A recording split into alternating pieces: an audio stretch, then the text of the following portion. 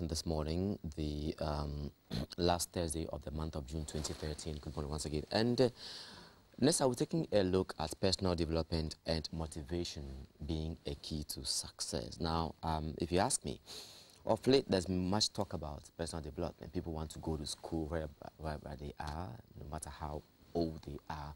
They want to build on what they are, they want to develop their career, you know, move on, build their capacities here and there.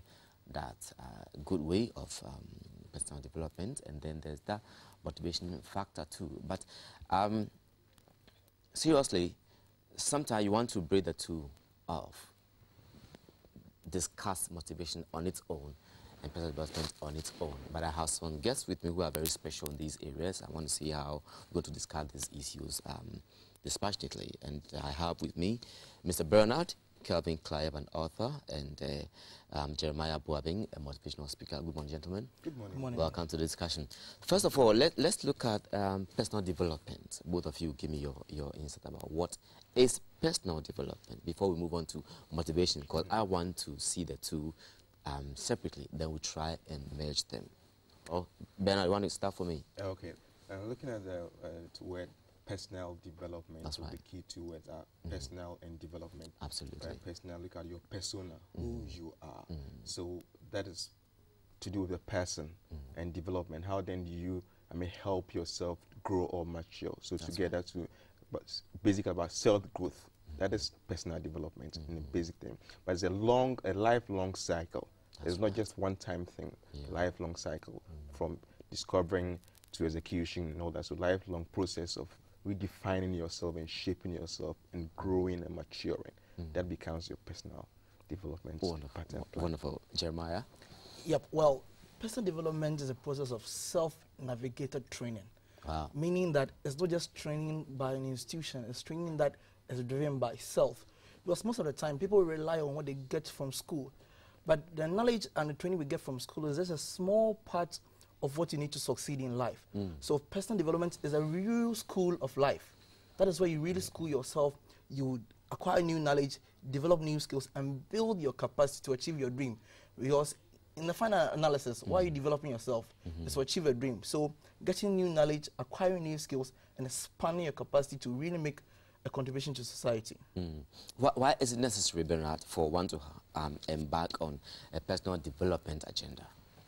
The advantages are enormous and great. First of all, if one doesn't know him or herself, you can then develop so that if you get to know yourself, you can achieve so many areas, success in areas of life. One is your personal life, to maybe your first personal life. In that area, you want to discover maybe your social life, your finance, okay, your financial, like your career life or job life. Then you discover this 3 or 4, your spiritual life, that's also very important. All right. Now, looking at these 4 basic pillars of your life, your spiritual life, then how do I grow from here? How do I become a better person? Look at your career life, career options, job creations. What do I need to do? How do I get to where I want to be with what I have? What skills do I need to develop? Okay, then kind of personal life, your finance. How much do I earn now? How much do I want to earn the next year, the next 5, next 10 years? So knowing all this, like look at your personal life, your health is very important, because that good health, you can achieve all these 4 pillars. You can achieve all this. So knowing all this, your spiritual life, your personal life, your finance, your health, then you blend these two, then you can achieve your set goals and targets. Without that, everything will be just in vain. You're just running about and trying to do nothing.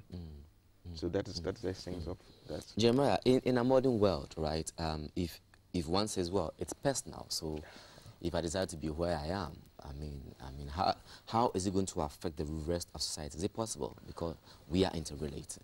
If you know something, Yeah. if you decide to be where you are, not only do you affect society, you affect your own life. That's right. Because this is how life works. When I contribute to the world, I improve the quality of the world, and therefore the world also affects my economic well-being. It affects my pocket. That's right. Let's give an example. Okay. The inventor of the mobile phone, Martin Cooper, invented the mobile phone and made the world a better place to live. Today you can have a meeting with someone in London without necessarily going to London. Why? Somebody invented a mobile phone. Now, when he invented the mobile phone, it made the world better. It also made him rich. He was a vice president for Motorola. When they sold his company a few years later, he made $23 million in 1986. So if you make the world, if you develop yourself and make the world a better place, it will affect your own life. You will live a prosperous life, and it will affect everybody too. So if you choose to be where you are, then that's your choice. Why let everybody go for it and you stay where you are? Now, how expensive or easy is it for one to develop him or herself? First of all, nothing good comes easily in that life, because if you if you want to develop yourself, it's not that difficult. It's not that easy. But that does not mean that's not achievable. You can do that. Now, there are simple things that everyone can do to develop him or herself, and maybe you can go to some of the basic things too. Now, you look at, first of all, is basically you discover yourself. Who am I? You are not your job title, your job description, or your school, or your past school, or your previous things. You are not those things. The key things, search deep within yourself. That calls for the process of finding, who am I? Okay, you find yourself, you find your purpose, because you can't develop something you don't know.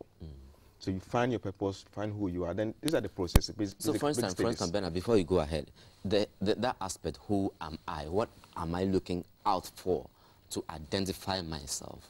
There are a lot of ways to really find who the person is, or your purpose. The first thing that I want to consider to state is, you go to your creator, your maker. Okay. Whatever religion or belief system, we all believe there's a super being. So you go to God. Why do you create me? And most of the answers, if you believe, are found in the scriptures. And when you come to your natural giftings and talents, there's always a trait or something leading to what you can do that others don't have. Yeah, others don't have. And the third part is discovery. Sometimes by doing a lot of things, you find out what you can really do. But if you don't discover, you don't experiment, you wouldn't find that hidden thing within you.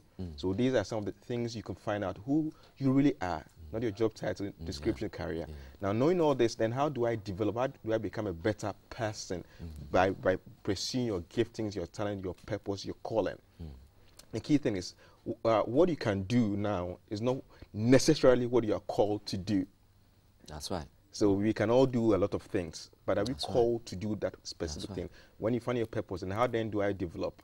By career options, education, you find out. Now let's pick a basic example. You want to become a movie star, okay? You don't just sit down by just watching movies and watching movies. One wise man said that if you want to, do something, do it. You can't just observe. So you practice, you rehearse, you learn. Then you experiment. I want to become a movie star. I watched the stars in the movies. I go to training. I find a school observation. Then you move on to to practicing. Now I frame all this learning process in the word "learn." If you can look at that quickly. So I want to learn personal development. The key word, the acronym is L. Learn. You listen. Yeah. The key. What are you listening? What messages are you listening to? What books are you reading? What are you feeding your spirit with? So that's the first thing to learn. Are you listening? Are you paying attention to things around you? Then we go to E. The E is after listening, you experiment, you examine. So are these information right for me? You examine them, you critically look at this information you are receiving from all the sources, messages, reading, all the videos, you examine them. You move on to the next one is A. You act. Most of the time you can read the best books in the world, listen to the best messages and watch, but we are not acting. That's what stops most people. They can listen, they can read all the books, attend the best schools in the world, but they are not acting. That's one thing that stops most people. So next, you act. After acting, you come back again. That's E, L-E-A. Then you look at R. When you start acting, you make mistakes. So you come to reassure yourself. Okay, that, okay, I still can do that. Others tried that, they failed, but I can also do that. And the key thing for all this is all skills are learnable. You can learn every skill that you want to. So you reassure yourself that I still can make it. That's when motivation comes in. You need motivation to keep going. So you reassure yourself that this path, I still can do that. And the last part is the end. Then you come to your nurturing stage, picking up all this and feeding into, you nurture, you develop this gifting. Learning, you learn, you listen, you act, you reassure yourself, you practice this, then you nurture. Look at how does all this still fit in my purpose? Am I still become the better person that I want to make the world a better place? Then it means you are really developing yourself from the word learn. Wonderful. Jeremiah, he is giving us a catalog of what we must go through, okay, when it comes to personal development. But I want to ask you this. Do we need help from a second party or a third party, if you like, to help us go through the process of personal development? Yes, we do. We do, because you see, even for the most highly motivated person, there are times that you become discouraged.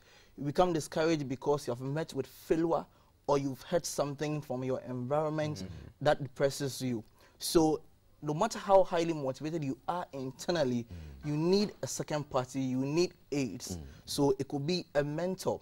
Believe me, I say this, I can say boldly that the most visible young people in Ghana today are those who have mentors. Wow. Why? Because there are people who have been where they want to be, who are helping them, who are guiding them. So you need a mentor. You also need to create your own atmosphere or environment.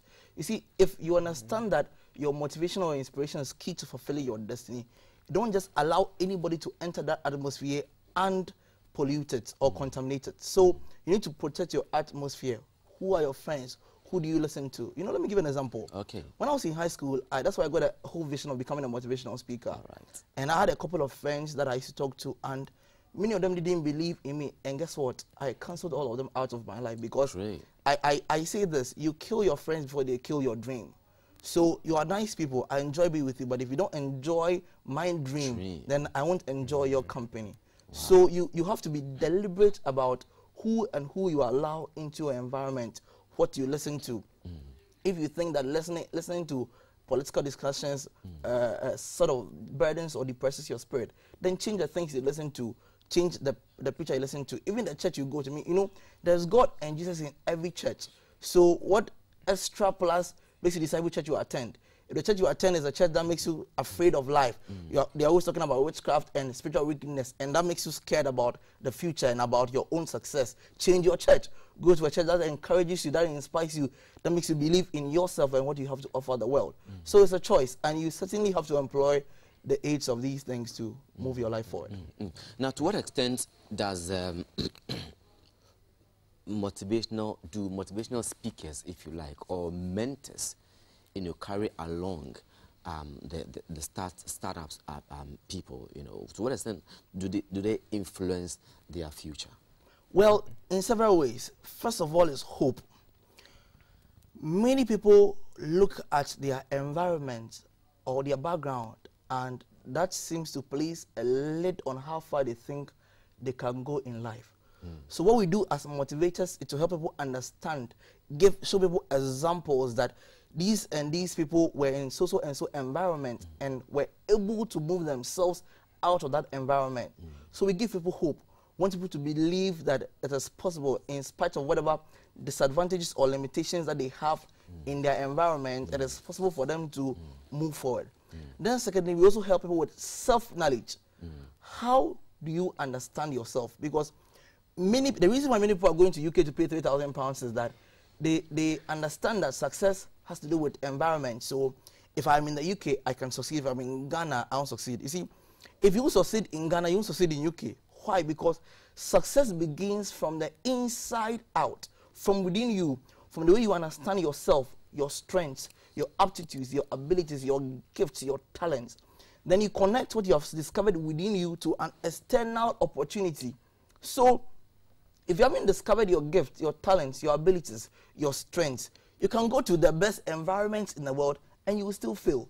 So we help people discover themselves, discover their strengths, discover who they are, what is my calling, where do I fit in life. Then thirdly, we help people enhance themselves. Because after you have discovered what you have, a gift is a raw material. I say that a gift is crude oil. What we do is to provide a refinery process for refining that crude oil. It is pencil, and we serve as sharpeners to sharpen that pencil. It's a sword, and we serve as whetting stones to sharpen those swords.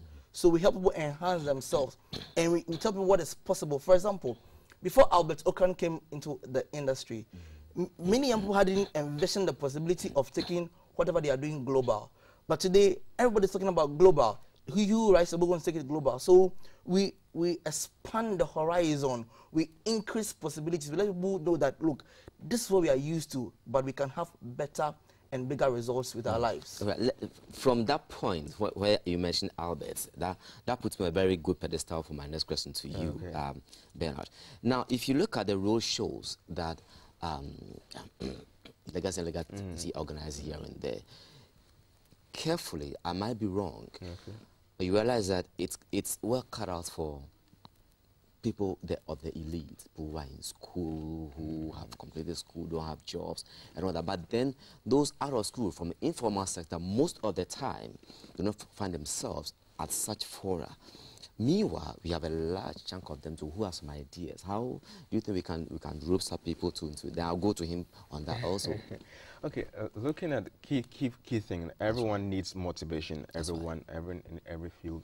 But looking at events, such events, every event and the particular targeted audience and class of people. So that might meet that demands of certain class of people. That is for that aspect. That's fine. Yeah. However, for personal motivation and individual and look at mentorship and goal, it's when you first of all discover yourself and you want to get motivated, move on. Motivation itself as the fuel that drives you, that urges you on. So when you run out of fuel, you need more motivation every now and then to keep you going to get wherever you really want to. Now, I always fall back to you, purpose, because example, when I started writing, I didn't write because I want to become a best-selling author or because I want to write books. What's your latest book? That of personal branding. Personal branding. Okay, all right. Now, the goal was not to write a book and sell and make money. The goal is to communicate from purpose. How can I help people with the little that you can do?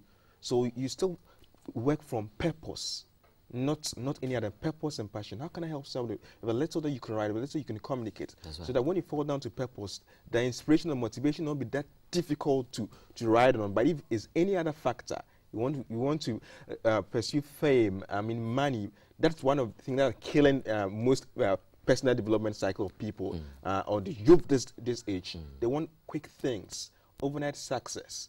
Okay, I'm seeking for fame and fun. Good. Let me put it on pause here. For instance, those who are selling along the streets, you don't think that any of them or most of them also have certain gifts in them that should be developed, but now they don't have any platform to put them together and all that. These are people I'm talking about now. Can you how do you reach exactly such people? Then I'll definitely go to Jeremiah on that. We can always create a platform for such people, but we don't. How we as a country? As a country, we have not. Tell me of one platform. Okay, maybe I might not know, but I might not know whether there's a platform. But I'll still start from maybe some of these people, or maybe our local churches, our local communities. I think they organize developmental programs to help them through. So these are one of the channels. And because some of them, the level of education, so TV shows, radio shows, don't meet their needs. So they always fall back to what they know and they are used to. So if we create a platform for them, a specific radio program, will they listen a TV show? Will they watch, or are they more of entertainment? That's one of the things too, because most of the people that we think they need motivation are geared towards entertainment. So you don't think that we need to look at how we package stuff for them that would be attractive to them? Yeah, that is the source of motivation. If you find out what they need, that's the basic drive of motivation. So if they need, if we need to create a way, market forum or something for the market motivation, I want to call, if that's the platform that meets their need, then we use those channels, because not one size fits all. Not everyone watch TV or lesson. But if it's a market, it's a local community, communal labor, then through that, we just communicate in their local dialect, the things where they can understand, meet their needs. Great. Jeremiah, your bit on that. First of all, I saw you were so eager to come on that. Yes, sir. I would disagree with you. Okay. It happens that... You have a chance to do it. It happens that it is those road shows that get a lot of publicity or visibility. However, there are lots of speakers out there who are reaching these people through churches. For instance... Through churches? Through churches, through community-based events. For instance... In the past 7 years, I've been speaking all over this country, speaking to young people in churches, young people in schools, encouraging people. But it doesn't get feature on radio or TV, so nobody knows about it. So it's not true that these people aren't being rich. These people are being rich. However, you see, success is undergirded by personal choice or initiative. So if we're doing a program for a church and you choose not to come, that's your choice. That's your prerogative. But believe me, there are a lot of speakers out there who are reaching people through communities, through churches, who are reaching them. So it's up to those people involved to decide that they want to be part of it. So in the events where they don't feel like being part of it, you don't think we have to go further, reach out to them, try to tell them something so they will be part of it? Let me answer that by saying this. Okay. In the book of Corinthians, Paul says something. I planted, Apollos watered, and God gave the increase. That's right. That shows the 3 levels of pursuing success. Okay. I planted, personal initiative. That's right. That is what I do. And success is undergirded by personal initiative. So what I do is so crucial to the success process. If I am not willing to do anything, it doesn't matter what everybody else does. So I planted, personal initiative. Then Apollos watered, people and partnerships. What other people in the society, in the environment do to help me. What my friends, what my mentors, what my financiers or investors do to help me. And then the last one, God gives the increase, the power of God. So people and power of God come only after personal initiative. So if you, the individual, you have no intention of succeeding, no desire, no motivation whatsoever, nobody can move you to succeed. So the individual in question has to decide that I want to succeed. I want to improve my lot in life. I don't like where I've been deposited in life. So I want to increase my productivity, increase my place in life, make a contribution before everything else will come. So it doesn't matter what you do. It doesn't matter what the government. That's why I have a problem with socialism, because socialism encourages people to be lazy. If you are there and say that we want to help people, people don't want to help themselves, you can do all you want and they won't move. Frankly speaking, do you think that there are some people, of course there might be a few, but I think there are a large number of people who really think that they don't want to develop themselves, or it is a matter of we not being successful in getting a particular message, as you said earlier, well tailored for them. To bring them on board. For instance, you have so many people at agro-bush markets here and there. You know, those who don't go to churches. So whatever you do, whether they go to church or not, they are left out. All right. Meanwhile, if you don't tackle them, they create a lot of problems for the society. How do you get them on board? I think 2 ways. We tackle this 2 ways. That's right. Now, when you go to my local community and you're holding Bible tracts or flyers of a mega event conference, you think you're doing a reaching out to them. You're messing them. If you go to a typical Ghana community, you go food fair, kinky, let's eat, dress like them, talk like them. That is one source of motivation. That's right. You blend with them, you associate with them. No, you come crusades or outreach or big platform for events. What do the people need? How do they dress? Local. What language do they even speak? That's right. We go with them. We associate with them. That's why the missionaries then were successful, because, you know, we all like food. So when I come to you and I bring food, you want to first of all you communicate. So there's a click then. So that's a little we can do. I mean, assemblymen, MPs, local committees, not the big rides and all that. No. How do I get them? Go to eat with them. It's over a period of time. Then we can then give them the message. If you don't love them, you can't lead them. That's right. So you need to just love them, and that is enough motivation for most people. If you want to pick any high-end successful person in society, let's go to any of these communities that now, even Accra here, and just put off your suits and your African or whatever. Go just normal. The people will love that. That is enough motivation than all the audio message and TV messages. The people need you as a person. That's right. And that's what we are failing to do in most of these circles. That's right. And the second part of all this thing is this way. Aside all this, Scripture says that if you are willing and obedient, you shall eat the best of the land. Key phrase 2, willingness and 2, obedience. Yes. Most of us are willing. We desire the things. We wish for good, but we are not willing to sacrifice the things that will get us to what we want. And that is killing dreams and killing people. I'm not satisfied at being selling at the roadside. I desire to have my own shop. Are you ready to sacrifice for the next 1 year, 2 years to get where you want? No. I think I'll cope, or the status quo. But meanwhile, you need somebody else to come in, as it were, ignite that thing in you, that you can make it beyond selling on the street. Exactly. Otherwise, you remain there for years without realization or without realizing that you can also leave the street for somewhere better. But let me ask you, Jeremiah, do you have a way of testing, you know, finding out how well, you know, motivational speaking and those events have impacted on the lives of the people, the beneficiaries, for instance? Brilliant question. In the middle, as I pursued my calling, it's a question that featured strongly on my mind because I didn't want to commit my entire life doing something that won't really make any difference. Great. So I began asking myself the question, is what I'm doing really, really making any difference? Absolutely. So what I did was to do more interaction. All right. I want to be able to interact with people who frequently attend our programs, who are in our events. And about a year or two ago, I met this young man who called me very excitedly, and I stopped to listen to him and said, "Oh, you don't remember me?" And I said, "Yes, I don't." And he said, "Well, I was on one of your seminars in 2011. Wow. And you spoke about seizing the moment. And I'm a young person who just come out of Bible school, so I felt that it was a time for me to seize the moment and start my church. So I have begun my church.